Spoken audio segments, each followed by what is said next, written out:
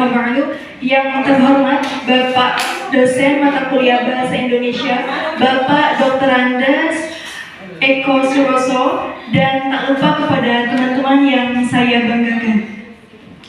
Baik, sebelumnya perkenalkan saya Dea Supitri dengan NIM 2411020111. Di sini saya akan mempresentasikan mengenai hubungan antar klausa, di mana saya akan membahas 3 pembahasan, yaitu hubungan koordinatif, sintaktis, dan semantis. Baik, next slide. Sebelum ke pembahasan, di sini saya akan menyinggung terlebih dahulu tentang antar klausa. Apa itu klausa? Gak tahu. Pasti sebenarnya kita itu agak familiar gitu. Apa klausa, frasa, pasti sering dengar, tapi kayak apa ya gitu. Nah, di sini klausa itu adalah hubungan dalam kalimat majemuk yang merujuk pada cara agar klausa yang berbeda dapat saling berinteraksi sehingga menghasilkan kalimat yang utuh. Intinya, klausa itu adalah dua kata yang mana mempunyai fungsi yang berbeda, seperti itu. Bisa kita contohkan, Sarah makan nasi goreng di kantin. Kita garis bawahi pada makan dan juga nasi goreng. Itu adalah 2 fungsi. Yang mana makan, kita makan, berarti Sarah makan. Kalau nasi goreng itu adalah makanan yang dimakan Sarah. Jadi intinya klausa itu 2 hal yang mempunyai 2 fungsi. Paham ya? Oke, next slide.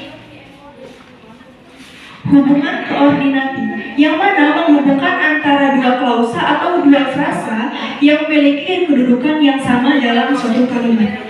Bisa kita garis bawahi di sini, koordinatif ini mempunyai ciri, yang mana cirinya itu hanya dapat berada di tengah kalimat. Bisa kita contohkan, Ibu membeli sayur dan buah di pasar. Nah, kata dan itu adalah konjungsi koordinatif, di mana menghubungkan antara sayur dan juga buah gitu. Jadi koordinatif ini hanya bisa di tengah, tetapi tidak bisa di awal. Ketika kita kembalikan dan dan buah di pasar, ibu membeli sayur, kan nyambung. Tetapi hanya bisa di tengah saja diletakkannya, yaitu ibu membeli sayur dan buah di pasar, seperti itu. Next slide. Sintaktis, yaitu ilmu yang mempelajari tentang bagaimana cara menyusun kalimat. Nah, agar apa? Agar menjadi kalimat majemuk. Seperti itu. Next slide. Di sini ada beberapa ciri, ada 5 ciri. Yang pertama yaitu menggabungkan 2 klausa atau lebih. Klausa tadi sudah paham ya? Oke. Nah, di sini agar menjadi kalimat majemuk. Apa itu kalimat majemuk? Kalimat majemuk ini adalah kalimat yang terdiri dari 2 klausa, di mana kalimat majemuk ini tersusun antara subjek dan predikatnya, dan juga nantinya akan dihubungkan dengan konjungsi atau kata hubung. Bisa kita contohkan dengan kata dan, tetapi, karena, seperti itu. Itu adalah salah satu dari konjungsi. Belum. Iya. Oke, yang kedua yaitu didahului kata hubung. Tadi ya seperti yang sudah kita bahas, kata hubung itu ada dan, tetapi, karena, seperti itu. Bisa kita contohkan, misalkan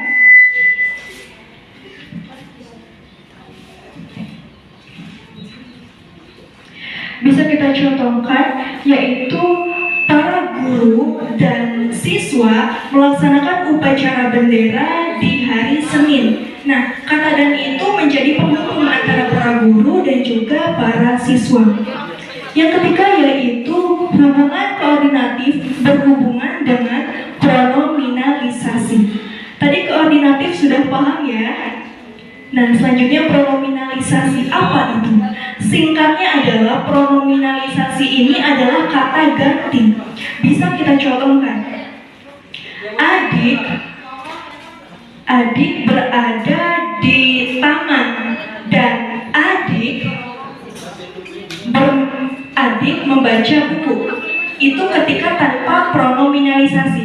Tetapi ketika menggunakan pronominalisasi, katanya menjadi seperti ini. Adik berada di taman dan dia membaca buku. Jadi kata adik di kalimat kedua itu diganti dengan kata dia. Jadi tidak adik lagi. Seperti itu. Itu kegunaan dari pronominalisasi, yaitu sebagai kata ganti. Karena apa? Karena agar tidak double istilahnya, agar tidak adik lagi seperti itu. Jadi diganti dengan kata dia. Yang selanjutnya yaitu konjungsi koordinatif didahului oleh konjungsi lain. Konjungsi lain seperti apa? Ini bisa kita contohkan, yaitu bisa berbentuk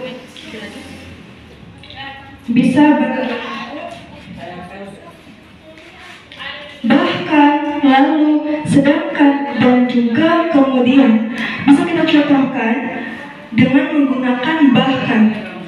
Dia lelah, bahkan dia sakit, tetapi dia tetap bekerja. Nah, di sini bahkan itu adalah salah satu kata hubung atau konjungsi lain, dan kata dan tadi itu adalah konjungsi dari koordinatif, yang mana tadi konjungsi koordinatif didahului oleh konjungsi dan, seperti itu. Yang selanjutnya sebagai penghubung dalam kalimat majemuk. Seperti yang setelah tadi kita bahas, yaitu bisa menggunakan konjungsi koordinatif dan juga subordinatif. Yang mana konjungsi koordinatif ini adalah kata hubung yang setara. Bisa kita contohkan, ibu membeli sayur dan buah di pasar. Ketika menggunakan konjungsi subordinatif, ini adalah konjungsi yang bertingkat. Bisa kita contohkan, Rani tidak masuk kuliah karena sakit. Nah, konjungsi subordinatif ini, konjungsi subordinatif ini mempunyai dua tempat, yaitu bisa kita letakkan di tengah dan juga bisa kita letakkan di awal. Ketika kita balik dari kalimat tadi, karena sakit, Rani tidak masuk kuliah, nyambung kan? Berbeda dengan ketika kita menggunakan konjungsi koordinatif yang hanya bisa diletakkan di tengah kalimat saja. Seperti itu. Next slide.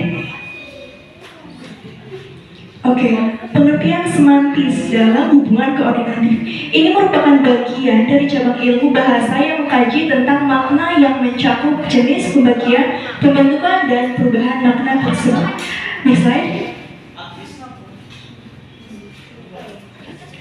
Nah, ciri-cirinya yaitu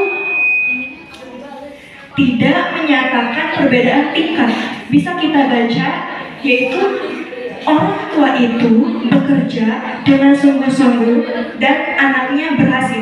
Jadi di dalam kalimat ini itu kedua pihak ini sama-sama bekerja keras, di mana orang tuanya bekerja keras untuk mendapatkan rezeki agar anaknya tetap bisa sekolah, bisa melanjutkan pendidikannya seperti itu, dan juga anaknya bekerja keras, yaitu untuk mendapatkan pendidikan yang harus dia lakukan, itu harus dia dapatkan, dan juga dia berhasil akan usaha yang dia usahakan, seperti itu. Jadi ini mempunyai kesetaraan tanpa ada perbedaan dalam tingkat pesan. Oke, next slide.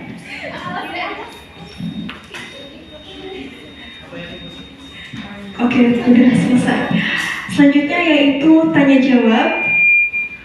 Baik, untuk yang akan bertanya silakan. Perkenalkan, nama saya Anissa Fadlanova dengan NIM 2411 Saya ingin bertanya, apa aja sih jenis-jenis dari konjungsi koordinatif? Terus aku mau tahu satu aja contoh.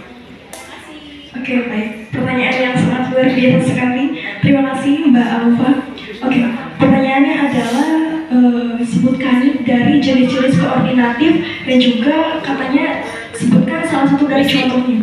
Baik, di sini jenis-jenis dari konjungsi koordinatif ini ada 7. Yang pertama adalah urutan waktu, penambahan, pendampingan, pemilihan, pertentangan, perlawanan, dan juga penegasan.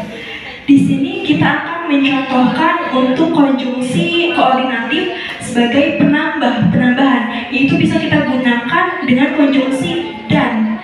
Contohnya yaitu ibu membeli sayur dan buah di pasar, dan itu menjadi kalimat kata, dan ini adalah kata sebagai konjungsinya, konjungsi koordinatif penambahan tadi, seperti itu. Apakah bisa dipahami? Oke, terima kasih. Baik, saya kira cukup sekian. Mohon maaf atas kekurangan dan juga banyak sekali kesalahan dari penyampaian. Terima kasih atas segala perhatiannya. Wassalamualaikum warahmatullahi wabarakatuh.